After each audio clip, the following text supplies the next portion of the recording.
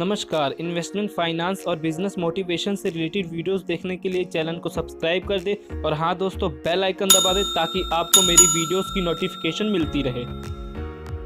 दोस्तों, किसी भी कंपनी का शेयर पिक करने से पहले कंपनी के फाइनेंशियल रेशो को एनालाइज कर लेना चाहिए, क्योंकि फाइनेंशियल रेशो काफ़ी हद तक ये बताते हैं कि उस कंपनी का स्टॉक अंडर वैल्यूड है कि ओवर वैल्यूड है, यानी वो सस्ते वैल्यूएशन पे मिल रहा है कि महंगे वैल्यूएशन पे मिल रहा है।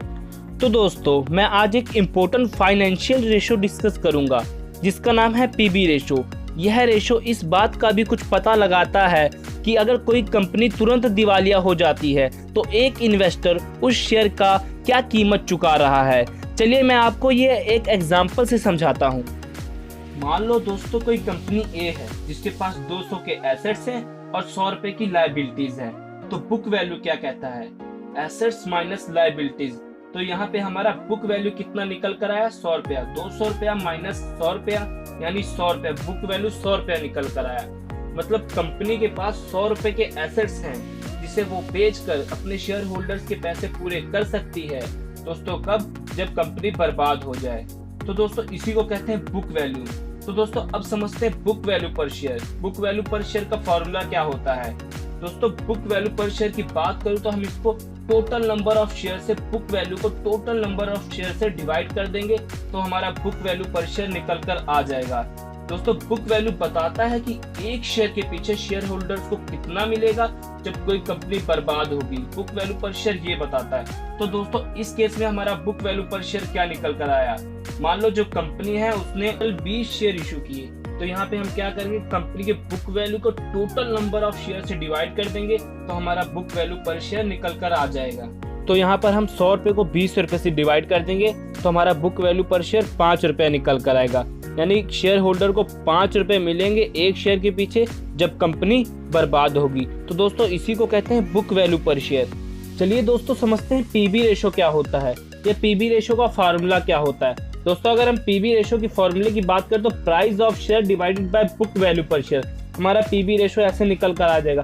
पर दोस्तों, पीबी रेशो होता क्या है? तो दोस्तों मैं आपको बताता हूँ।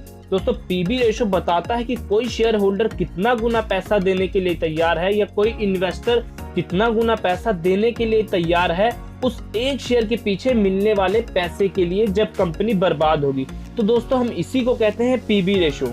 मान लो दोस्तों, शेयर का प्राइस 20 रुपए और हमारा बुक वैल्यू पर शेयर कितना था? 5 रुपए। तो हम यहाँ पर 20 रुपए को 5 रुपए से डिवाइड कर देंगे तो 4 रुपए निकल कर आएगा।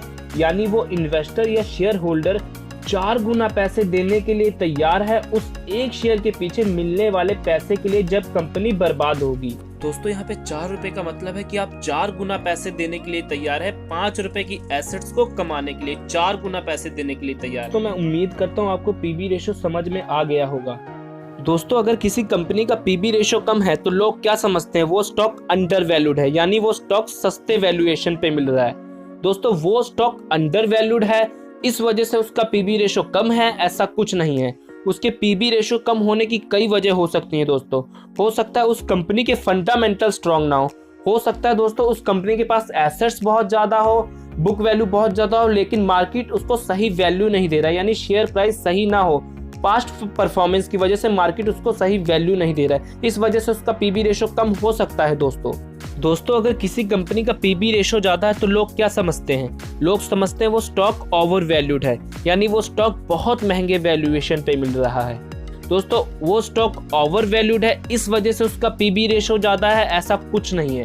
दोस्तों, उसके पीबी रेशो ज्यादा होने की कई वजह हो सकती हैं। हो सकती है उस कंपनी के पास एसेट्स बहुत कम हो, उस कंपनी का बुक वैल्यू बहुत कम हो, इस वजह से उसकी पीबी रेशो ज्यादा हो सकती है। दोस्तों, चलिए मैं आपको ये बात एक एग्जाम्पल से समझाता हूँ। दोस्तों, अगर मैं बात करूं आईटी इंडस्ट्री की, तो आईटी इंडस्ट्री के पास कुछ खास एसेट्स नहीं होते। उन्हें कोई मशीनरी, कोई प्लांट की ज़रूरत नहीं होती। उनके लिए बस उनके एम्प्लॉयज़ ही उनके लिए बहुत होते हैं और उनको कुछ कंप्यूटर्स की ज़रूरत होती है। अगर दोस्तों मैं बात करूं जगह की, तो वो शायद कोई किराए का भी हो सकता है। तो दोस्तों, यहाँ पर किसी भी आईटी इंडस्ट्री की बात कर लो, सबका पीबी रेशो हमें ज़्यादा ही दिखेगा। तो दोस्तों, ऐसा नहीं है कि हमें आईटी इंडस्ट्री में इन्वेस्ट नहीं करना चाहिए क्योंकि उसका पीबी रेशो ज़्यादा है।